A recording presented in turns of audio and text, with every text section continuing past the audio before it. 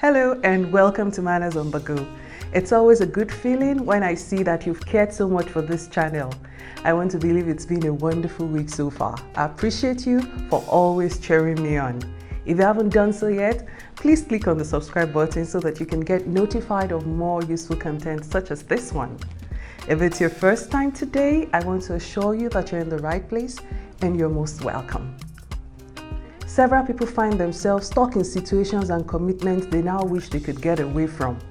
A commitment that could have been avoided only if they knew how to simply say no without necessarily starting an unwanted grudge or feeling guilty for not meeting up as expected.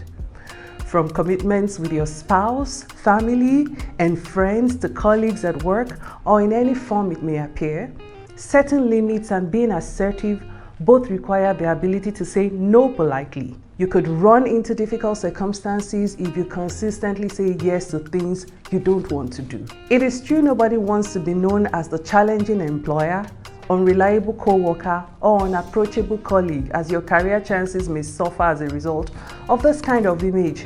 But when saying no is done right, people will get to respect your decision and get a clear understanding of your reasoning. Warren Buffett claimed that what differentiates really successful people from everyone else comes down to the two-letter word, no. In his words, the mega mogul said, the difference between successful people and really successful people is that really successful people say no to almost everything. That's a tall order, isn't it? Of course, saying yes can sometimes help advance your career because it exposes you to fresh challenges and chances.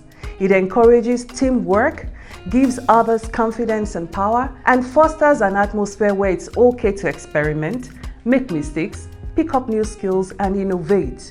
However, if you always say yes, you can find yourself time poor, weary, and stressed out, wondering why you've been so busy but not getting anything done. Denying little requests opens up your schedule to say yes to the right opportunities, the ones that align with your short and long-term goals and that matter to you. So, how can you politely decline a request?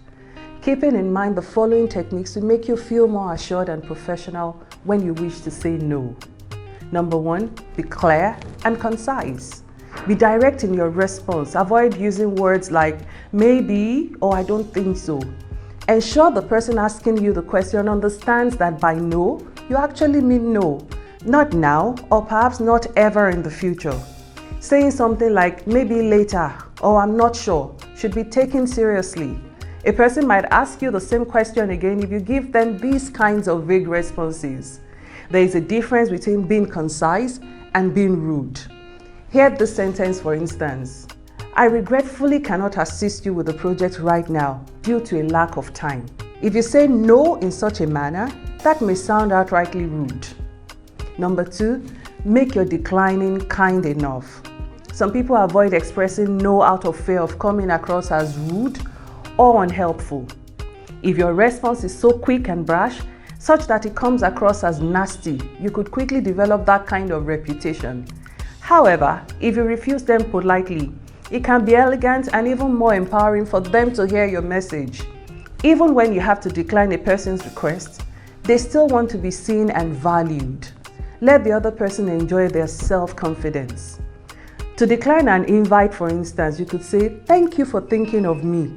Unfortunately, it's not a good time. As an employer or boss who wants to decline a suggestion by an employee, you could say, sounds like a great idea, but this is not for us now. Hopefully, we get the right opportunity to utilize it someday. Occasionally, learn to chip in words like sadly or unfortunately.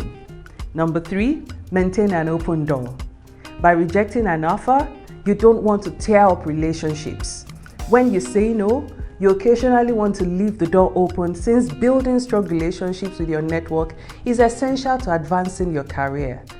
Simple expressions like I'm unavailable right now or I don't have the capacity right now can show that you're interested in a comparable opportunity down the road. Number 4, direct them to an alternative. A simple recommendation can be of great assistance to your counterpart. It may be worthwhile to take your time to introduce them to someone else who can take over the duty or who is even more qualified for it. especially when working with people you have known for a long time. You may be able to reach a compromise by even providing a different time on your calendar. Number 5, when interests don't align, you could say any of the following.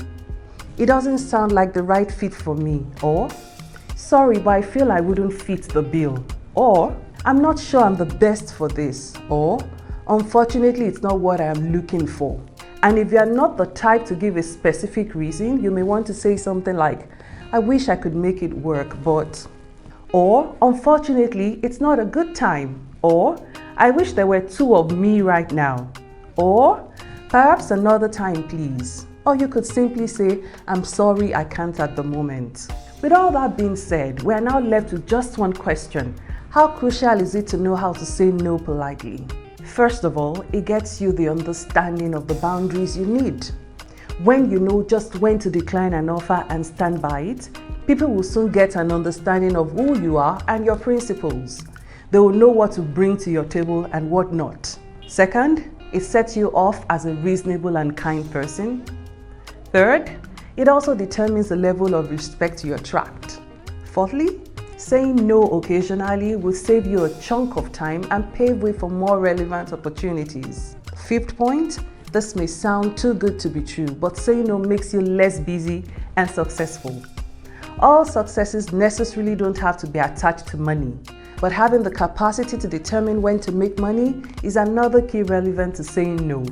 To cap it all up, you have every right to say no nicely without feeling guilty about it, even when your counterpart expects you to say yes.